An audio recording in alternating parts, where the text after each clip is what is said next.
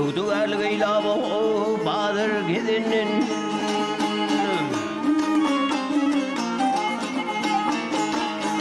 Ya tuğduğal gıylabı bağdır gidinin Altın giti hatımı kımmet yansıdır kımmet yansıdır Ayımın hatım olup kızıl birinin Köp bol köyünde hümmet yansıdır Hümmet yansıdır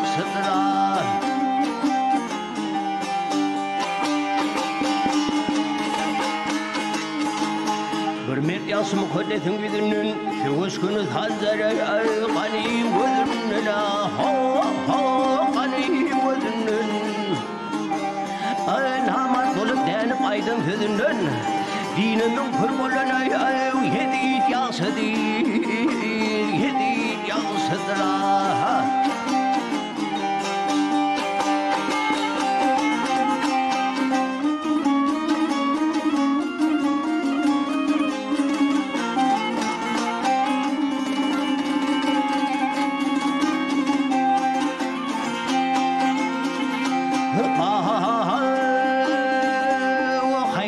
Taslap betiş edenin Hayri ser taslap betiş edenin Doğutulup doğutunun yar yar fırın gülanen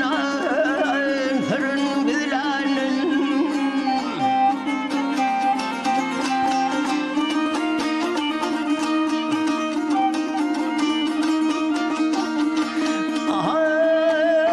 Allah'ını unutup yalan sözlerinin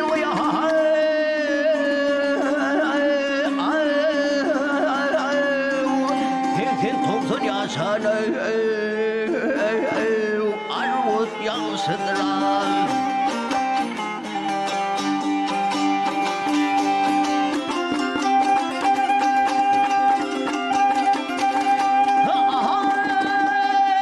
Maktumulu gördüm yansıyamanın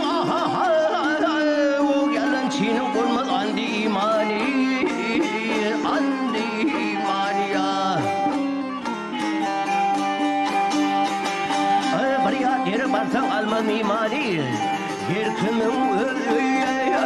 vatan yansıdır Vatan yansıdır